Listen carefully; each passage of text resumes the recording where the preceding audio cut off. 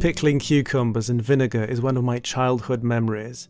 My parents and my grandparents used to keep jars filled with pickled fruit and vegetables in their basements. Pickled cucumbers were of course among them. That's exactly what I'm preparing today. A full recipe with additional information can be found on the blog.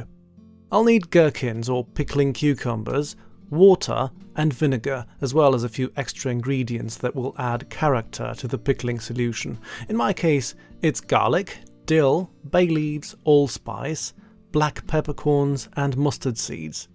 I'll also use salt and sugar. Everything will go in jars, sterilized via boiling.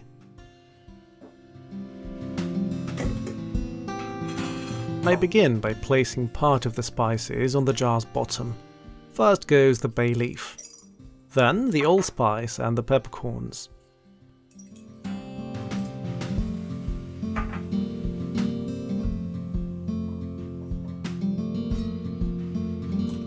I peel and crush a clove of garlic.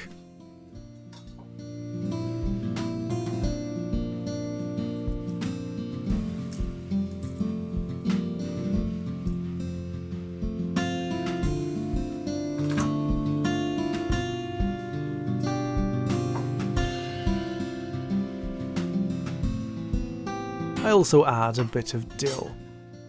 I hold off adding the mustard seeds for the time being. I place the gherkins vertically in the jar, leaving some headroom for the pickling solution to completely cover them. If possible, I don't cut the cucumbers, though sometimes it's just unavoidable.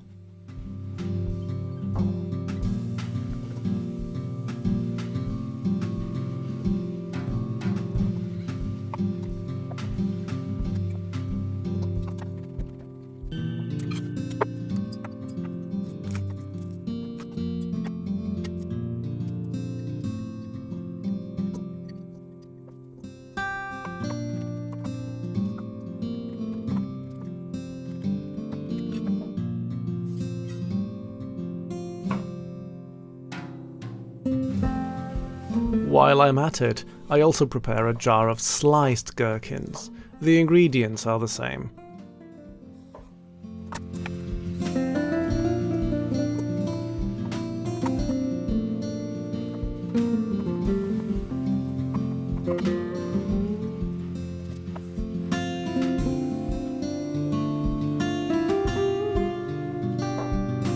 In order to calculate the amount of pickling solution, I fill the jars with water.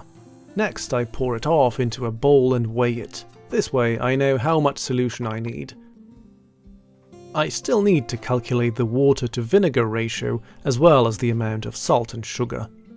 The acetic acid concentration in the vinegar should be stated on the bottle. In my case, it's 10%. The pickling solution's concentration should be way lower, though it depends on personal preferences.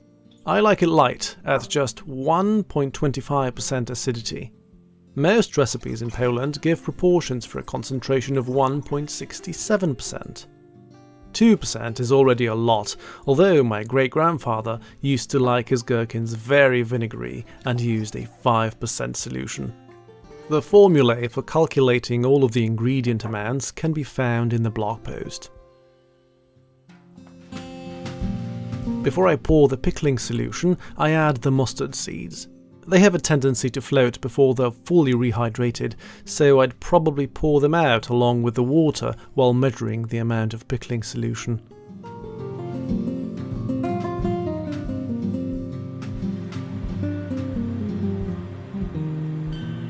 I pour the measured water and vinegar into a pot. I also add salt and sugar.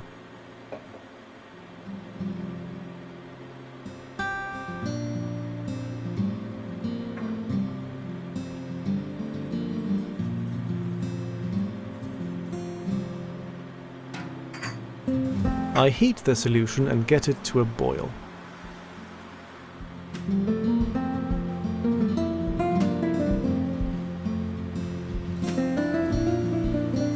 As soon as it boils, I set it aside.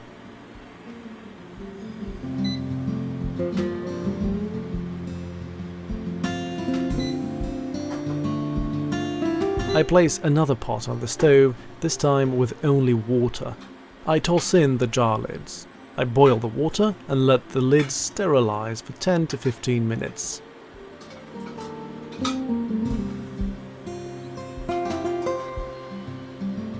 I pour the hot solution into the jars.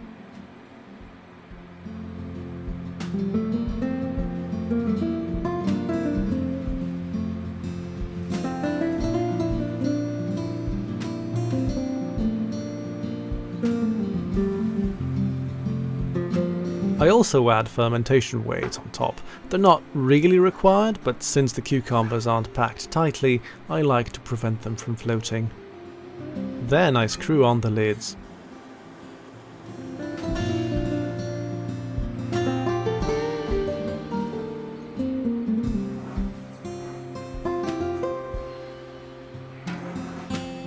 The next step is a short pasteurization. I place a piece of cloth on the bottom of a pot. It can be anything really, like a tea towel, but I use a flat cotton nappy. It's there to separate the glass from the quickly heating pot's bottom. Otherwise, glass can crack. I pour hot water into the pot so that it rises to a level below the jar lids. I turn the heat on and wait until the water boils. I simmer the jars for 5 to 10 minutes.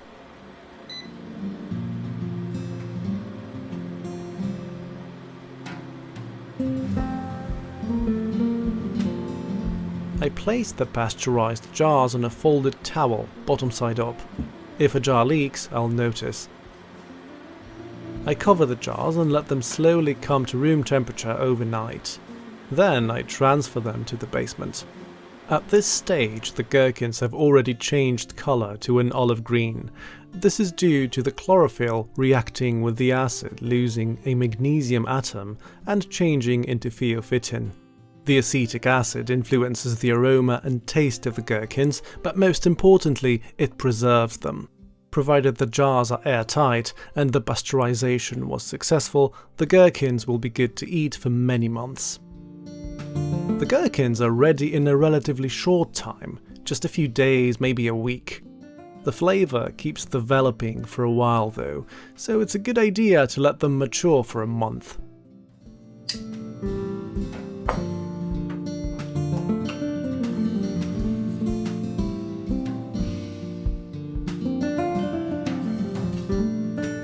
My gherkins came out very tasty. They're crunchy, sweet and sour, ideal as a standalone snack, a side dish, or a sandwich ingredient. Yum!